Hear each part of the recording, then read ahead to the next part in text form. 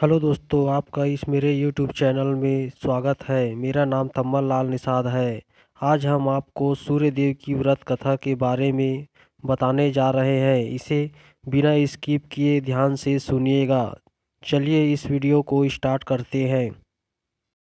सालों साल पहले एक बुढ़िया सूर्य देव की भक्ति में पूरी तरह से लीन थी।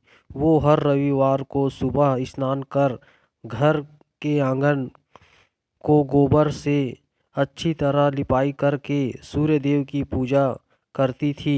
फिर सूर्य देव के लिए व्रत रखकर शाम को उन्हें भोग लगाने के बाद भोजन करती थी। उस बुढ़िया की भक्ति भावना से देव काफ़ी प्रसन्न थे और भगवान की कृपा से उस बुढ़िया को किसी तरह की परेशानी नहीं होती थी। उस बुढ़िया की खुशी और प्रसन्नता को देखकर उसकी पड़ोसन को जलन होने लगी।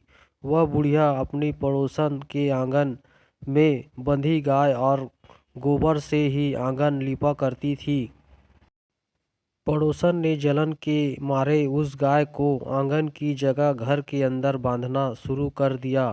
अब अगले रविवार को सुबह बुढ़िया को सूर्य देव की पूजा करने के लिए गाय का गोबर नहीं मिला, जिस कारण से सूर्य देव की पूजा नहीं कर पाई और पूरे दिन खुद भी भूखी रही। रात में सूर्य देव उस बुढ़िया को सपने में आए और उससे पूजा न करने और भोग न लगाने का कारण पूछा। जवाब में बुढ़िया ने बताया, घर के आंगन को लिपने के लिए गोबर नहीं था, इसलिए पूजा नहीं कर पाई। पूजा नहीं की तो भोग भी नहीं चढ़ाया। बुढ़िया की बातें सुनकर सूर्यदेव उनसे कहते हैं कि मैं तुम्हारी भक्ति से प्रसन्न हूँ, इसलिए मैं तुम्हें एक गाय दे रहा हूँ। वो तुम्हारे घर को धन से भर देगी। यह कहते ही सूर्यदेव उसके सपने से चले गए। अगली सुबह जब बुढ़िया की आंखें खुलती है तब वह देखती है कि उसके आंगन में एक सुंदर गाय और बछड़ा बंधा हुआ है। यह सब देखकर हैरान हो गई। उसे सपने की कोई बात याद नहीं थी। इसे उसने सूर्यदेव की कृपा समझकर और गाय को चारा देने लगी। बुढ़िया के आंगन में सुंदर गाय और बछड़े को देखकर पड़ोसन की जलन बढ़ गई। कुछ देर बाद जब बुढ़िया घर के अंदर जाती है तो गाय सोने का गोबर करती है। यह देखकर पड़ोसन चौंक जाती है और उस गोबर को उठाकर अपने घर ले आती है और अपने गाय के गोबर को उसके आंगन में रख देती है। यह सिलसिला कुछ दिनों तक चलता रहा और वो पड़ोसन धनवान हो गई। इधर बुढ़िया को किसी बात की खबर नहीं थी, क्योंकि वो सूर्यदेव की भक्ति में ही खोई रहती थी। इधर सूर्यदेव को उस महिला की हरकतों पर काफ़ी गुस्सा आता है। उनके गुस्से के कारण धूप काफ़ी बढ़ जाती है, जिस कारण बुढ़िया गाय और उसके बछड़े को घर के अंदर बांध देती है। उसी रात आंधी चलने लगती है, इसलिए वह गाय और बछड़े को आंगन में नहीं निकालती। रात भर गाय घर के अंदर ही बंधी रही। सुबह जैसे ही बुढ़िया की नींद खुलती है तो वो सोने का गोबर देखकर हैरान हो जाती है।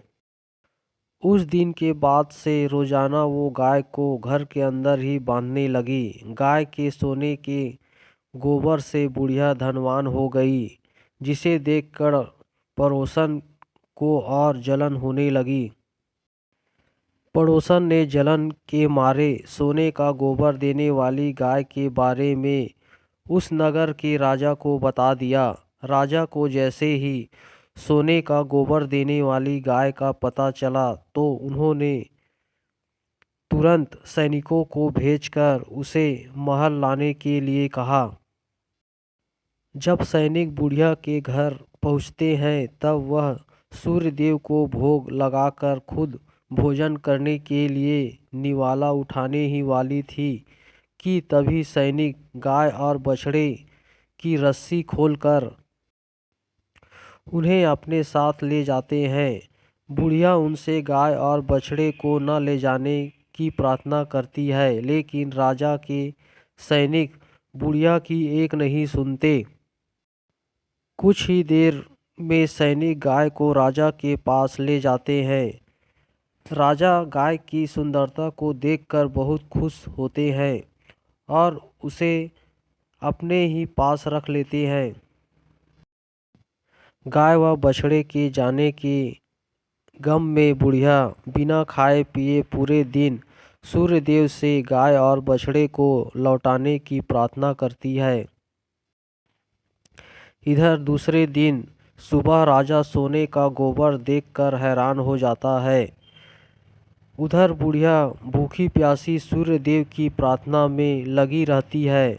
बुढ़िया की तकलीफ देखकर सूर्यदेव अगली रात राजा के सपने में आकर कहते हैं कि अगर तुमने इस गाय और उसके बछड़े को नहीं लौटाया तो तुम्हारे राज्य पर संकट आ जाएगा, तुम्हारी धन संपत्ति सब नष्ट हो जाएगी। सूर्यदेव की बातें सुनकर राजा की नींद टूट जाती है। दूसरे दिन सुबह वो बुढ़िया को गाय और बछड़ा लौटा देते हैं, साथ ही उसे कुछ धन भी देते हैं और उनकी पड़ोसन को सजा देते हैं। सूर्यदेव की इस चमत्कारी गाय और बुढ़िया पर उनकी कृपा को देखकर राजा पूरे नगर के लोगों को हर रविवार सूर्यदेव की पूजा करके व्रत रखने के लिए कहते हैं। तभी से ही रविवार के व्रत का चलन शुरू हुआ और राजा के पूरे राज्य में खुशियाँ ही खुशियाँ छा गई। कहानी से सीख: दूसरे के प्रति द्वेष भाव रखने से खुद की ही हानि होती है। जीवन में जितना हो सके सामने वाले की मदद करनी चाहिए।